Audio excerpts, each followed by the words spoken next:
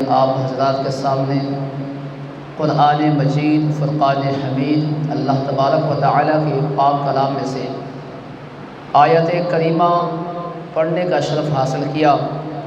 اللہ تبارک و تعالیٰ نے اس آیت کریمہ کے اندر قرآن عظیم فرقان حمید کی فضیلت اور شان بیان فرمائی۔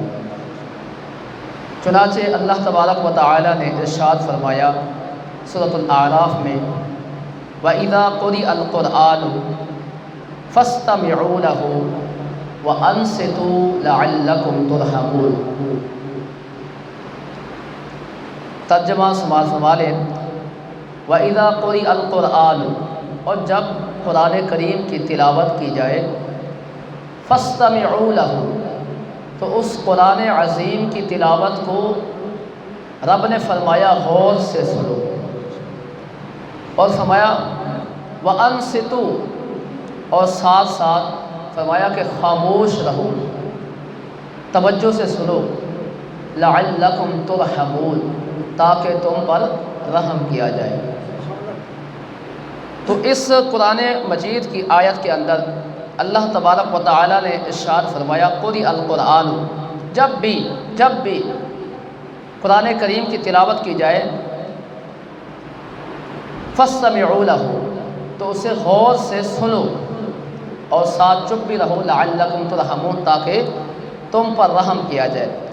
تو یہاں پہ اس آیت کریمہ کے اندر یہ معلوم ہو رہا ہے کہ فَاسْتَمِعُوا لَهُ یعنی قرآن کریم کے آداب بیان کیے جا رہے ہیں، یعنی قرآن کریم کو چپ کر کے سننا، قرآن کریم کو توجہ سے سننا، قرآن کریم کو غور سے سننا، چپ رہنا، گویا کہ قرآن کریم کے آداب بیان کیے جا رہے ہیں۔ ادب کیا کیا ہے، یعنی جب بھی قرآن کریم کی تلاوت کی جائے اس وقت خاموش رہنا چاہیے، چپ رہنا چاہیے، اور ساتھ میں توجہ سے سننا چاہیے اور بولنا نہیں چاہیے۔ فرمایا لعلکم ترحمون، اس کا فائدہ یہ ہے کہ تم پر اللہ تعالی رحم فرمائے گا۔ تو بہت بڑی اس آیت کے اندر جہاں آداب بیان کیے گئے، وہاں ساتھ اللہ تعالیٰ نے ہمیں قرآن عظیم کی شان بھی بتائی کہ قرآن کریم کی شان بھی یہی ہے، ادب بھی یہی ہے، عظمت بھی یہی ہے کہ جب بھی قرآن کریم کی تلاوت کی جائے تو اسے غور سے توجہ سے سنا جائے۔ تو اس میں مطلق ارشاد ہے جب بھی تلاوت کی جائے، اور خصوصاً نماز میں تو جب تلاوت کی جائے اس وقت بھی یہی خاموشی کے ساتھ سنا جائے۔ اب یہاں پہ ایک نقطہ بیان کروں گا کہ قرآن عظیم جب تلاوت کی جائے تو خاموشی سے سننا چاہیے، توجہ سے سننا چاہیے، تاکہ اللہ تبارک و تعالی ہم سب پر رحم فرمائے۔ ایک ہوتا ہے بدن کی غذا، ایک ہوتی ہے جسم روح کی غذا، ایک ہے بدن کی غذا اور ایک ہے روح کی غذا۔ بدن کی غذا یہ ہے ہم صبح ناشتہ کرتے ہیں، دوپہر میں کھانا کھاتے ہیں، رات کو پھر کھانا کھاتے ہیں، یعنی دن کے اوقات میں بار بار کھاتے ہیں پیتے ہیں، تو یہ بدن کی غذا ہے۔ اور روح کی غذا کیا ہے؟ روح کی غذا یہ ہے کہ قرآن کریم کو پڑھا جائے۔ تو قرآن کریم جسم کی غذا کے لیے تو ہر بندہ اہتمام کرتا ہے، کوشش کرتا ہے، دن رات اس کے اوپر کام کرتا ہے، دن رات جو ہے وہ جسم کو غذا پہنچاتا ہے، مگر روح کو غذا پہنچانے کے لیے کوئی عمل کرتا ہے، سارے عمل نہیں کرتے، اکثر جو ہے اس پر عمل نہیں کرتے۔ تو ہمیں چاہیے قرآن کریم کی عظمت سنیں، شان سنیں، ادب احترام کریں، اور ساتھ ساتھ جو ہے وہ قرآن کریم کو جو ہے دن رات، جس طرح ہم غذا کھاتے ہیں دن رات پر جو ہے، اسی طرح ہمیں قرآن کریم بھی دن رات پڑھنے کی اللہ تعالی ہمیں توفیق عطا فرمائے۔ اسی طرح قرآن مجید کی شان فضیلت جو ہے وہ احادیث طیبہ میں بھی کثرت کے ساتھ بیان کی گئی ہے، کیونکہ کلام اللہ یہ اللہ کا کلام ہے، تو اس کی شان بھی بڑی عظمت والی ہے۔ حدیث پاک میں آتا ہے، جامع ترمذی کی حدیث پاک ہے کہ حضور سید عالم نور مجسم شفیع معظم صلی اللہ علیہ وسلم نے ارشاد فرمایا، خیرکم من تعلم القرآن وعلمہ۔ عن عثمان بن عفان، حضرت عثمان غنی رضی اللہ تعالی عنہ سے یہ روایت ہے، فرماتے کہ رسول اللہ صلی اللہ علیہ وسلم نے ارشاد فرمایا تم میں سے بہترین شخص وہ ہے، بہترین انسان وہ ہے جو قرآن کریم سیکھے اور دوسروں کو قرآن کریم سکھائے۔ خیرکم من تعلم القرآن وعلمہ، تم میں سے بہترین شخص وہ ہے جو قرآن کریم کو پڑھے، سیکھے اور آگے لوگوں کو سکھائے، تم میں سے بہترین شخص ہے۔ کوئی کہتا ہے کہ وزیر بہتر ہے، کوئی کہتا ہے کہ مشیر بہتر ہے، کوئی کہتا ہے کہ ڈاکٹر بہتر ہے، کوئی کہتا ہے کہ انجینئر بہتر ہے، لیکن قربان جائیں رسول اللہ صلی اللہ علیہ وسلم کے، حضور علیہ الصلوۃ والسلام نے فرمایا یہ سارے دنیا والے ہیں، فرمایا تم میں سے بہترین شخص وہ ہے جو قرآن کریم کو پڑھے اور پڑھائے، سیکھے اور سکھائے۔ تم میں سے بہترین شخص وہ ہے جو قرآن کریم کو سیکھے اور دوسروں کو سکھائے۔ تو یہاں بھی شرط یہی بتائی، خیرکم من تعلم القرآن وعلمہ، علم یعلم تعلیم کا معنی سیکھنا اور سکھانا۔ تو یہاں پہ بھی پہلے شرط بتائی کہ سیکھے، پھر آگے لوگوں کو سکھائے۔ تو یعنی بغیر سیکھے آگے لوگوں کو نہیں سکھا سکتا، جو بھی قرآن پاک سیکھے گا وہی آگے سکھائے گا، اور بغیر سیکھے کوئی کام بھی نہیں کیا جا سکتا۔ تو اسی طرح قرآن کریم کے بارے میں بھی حدیث پاک میں آیا، تم میں سے بہترین شخص وہ ہے جو قرآن پاک کو سیکھے اور سکھائے۔ تو ہمیں قرآن پاک جو اس کے ایک راوی ہیں وہ کہتے ہیں کہ جب میں نے یہ حدیث سنی رسول اللہ صلی اللہ علیہ وسلم کی، جب سے میں نے سنی، وہ فرماتے ہیں حضرت عبد الرحمن ان راوی کا نام ہے، وہ فرماتے ہیں کہ جب میں نے یہ حدیث سنی اس وقت سے میں نے پڑھانا شروع کر دیا۔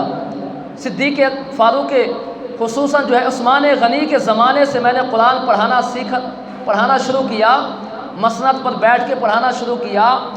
فرماتے حجاج بن یوسف کے زمانے تک میں قرآن پڑھاتا رہا اور اسی حدیث کو سن کر پڑھانا شروع کر دیا، اور اسی حدیث نے مجھے اس مسند پر بٹھایا ہوا ہے۔ تو اتنے عظیم الشان عظمت والے لوگ تھے جو ایک حدیث پر اتنا عمل کرتے تھے۔ اسی طرح دوسری حدیث پاک میں آتا ہے، حضور علیہ الصلوۃ والسلام نے ارشاد فرمایا کہ عن ابن عباس قال قال رسول اللہ صلی اللہ علیہ وسلم ان الذی لیس فی جوفہ شیء من القرآن کالبیت الخرب۔ حدیث پاک میں آتا ہے حضور علیہ الصلوۃ والسلام نے فرمایا کہ بے شک وہ شخص جس کے دل میں قرآن مجید میں سے کوئی حصہ یاد نہیں، وہ شخص جس کے دل میں قرآن کریم کا کوئی حصہ موجود نہیں، یاد نہیں، فرمایا لیس فی جوفہ شیء من القرآن، فرمایا کالبیت الخرب، جس شخص کے دل میں قرآن کریم کا کوئی حصہ یاد نہیں وہ ویران گھر کی طرح ہے۔ وہ جو ہے دل، جس دل میں قرآن کریم کا کوئی حصہ یاد نہیں، فرمایا وہ دل ایسا ہے جیسے ویران گھر ہوتا ہے۔ ذرا اندازہ فرمائے ویران گھر کا کیسے ہوتا ہے، اجڑا ہوا گھر، ویران گھر کھنڈر جیسا، اور ایک وہ آباد گھر جس کے اندر خوبصورتی سے سجایا گیا ہوتا ہے، اور ایک ویران گھر۔ ذرا تصور فرمائے، فرمایا جس دل کے اندر، جس بندے کے دل میں قرآن کا کوئی حصہ یاد نہیں، وہ دل ایسا ہے جیسے ویران گھر ہوتا ہے، وہ ایسا ہے۔ تو لہٰذا ہمیں چاہیے جس کے دل میں قرآن کا کوئی حصہ نہیں ہے یاد، اسے چاہیے کہ آج سے ہی قرآن کریم تھوڑا تھوڑا کر کے، آیت کر کے، دو آیت کر کے یاد کرنا شروع کر دے، تو انشاءاللہ اس کا دل بھی منور اور روشن ہو جائے گا۔ اسی طرح ایک اور حدیث پاک میں آتا ہے کہ رسول اللہ صلی اللہ علیہ وآلہ وسلم نے ارشاد فرمایا، روشنی اس سورج کی روشنی سے بھی زیادہ روشن ہوگی۔ تو فرمایا جب یہ اس کی شان ہے تو خود حافظ قرآن کی پھر کتنا شان ہوگی، پھر خود حافظ قرآن کی کتنی شان ہوگی۔ یہ تو اس کی شان ہے، اس کے والدین نے جو محنت کر کے اپنے بچے کو حافظ بنایا تو اس کی شان ہے، اور خود آپ حافظ قرآن جس نے قرآن کریم کو پڑھا، دوسری حدیث پاک میں آتا ہے جس نے قرآن پڑھا اس پر عمل کیا تو قیامت والے دن اپنے خاندان میں سے 10 ایسے لوگوں کی شفاعت کرے گا سفارش کروائے گا جن پر جہنم واجب ہو چکی ہوگی، ان کی شفاعت کرے گا۔ حافظ قرآن جس نے حلال کو حلال سمجھا، حرام کو حرام سمجھا اور اس پر عمل کیا، تو قیامت والے دن اللہ تعالیٰ اسے اختیار دے گا اپنے خاندان میں سے 10 افراد کی جن پر جہنم واجب ہو چکی ہوگی، انہیں جہنم سے نکال کے جنت کی طرف لے جائے گا۔ تو یہ قرآن کی شان ہے، یہ پڑھنے والے کی شان ہے۔ تو اللہ تبارک و تعالیٰ سے دعا ہے رب کائنات ہم سب کو قرآن عظیم، فرقان حمید خود بھی پڑھیں، اپنے بچوں کو بھی پڑھائیں۔ اور ایک حدیث پاک میں آتا ہے کہ جو بندہ قرآن کریم کا ایک حرف پڑھتا ہے، اس ایک حرف کے بدلے اللہ اسے 10 نیکیاں عطا فرماتا ہے۔ 10 نیکیاں ایک حرف پڑھنے کی، ایک حرف پڑھنے کی اللہ تعالیٰ اسے 10 نیکیاں عطا فرماتا ہے۔ اللہ اکبر۔ تو ہمیں اس کے علاوہ حضرت عثمان غنی رضی اللہ تعالی عنہ جن کا لقب ہے جامع القرآن، ناشر القرآن، آپ رضی اللہ تعالی عنہ نے جب حکومت کی خلافت آئی تو آپ رضی اللہ تعالی عنہ نے قرآن کریم کے نسخے تحریر فرمائے، 7 نسخے تحریر فرمائے۔ اس وقت جو ہے پہلی دفعہ آپ رضی اللہ تعالی عنہ نے قرآن کریم کے وہ نسخے تحریر کروا کر، لکھوا کر نشر کروائے، یعنی بھجوائے دوسرے علاقوں میں، یمن میں بھیجا، شام میں بھیجا، مکہ میں بھیجا، اور آپ رضی اللہ تعالی عنہ نے بصرہ میں بھیجا، کوفہ میں بھیجا، بحرین میں بھیجا۔ اس طرح آپ رضی اللہ تعالی عنہ نے قرآن کریم کے کاپیاں کروا کے، نسخے بنوا کے انہیں کتابی شکل میں آپ رضی اللہ تعالی عنہ نے انہیں مختلف علاقوں میں بھیجا۔ پھر آگے لوگوں نے پھر دیکھ کے اس کی کاپیاں کرتے گئے حتیٰ کہ پوری دنیا کے اندر قرآن عظیم پھیل گیا۔ اس کے بعد میں پرنٹنگ پریس شروع ہو گئے، آگے جو ہے وہ دھڑا دھڑ پھر جو ہے قرآن کریم چھپنا شروع ہو گئے۔ تو اللہ تبارک و تعالیٰ سے دعا ہے رب کائنات ہم سب کو قرآن مجید فرقان عظیم سے محبت عطا فرمائے، اس کا ادب احترام کرنے کی توفیق عطا فرمائے، اسے محبت سے پیار سے پڑھنے کی توفیق عطا فرمائے، اور اس کو سمجھ کر عمل کرنے کی اللہ تعالیٰ ہم سب کو توفیق عطا فرمائے۔ وآخر دعوانا الحمد للہ رب العالمین۔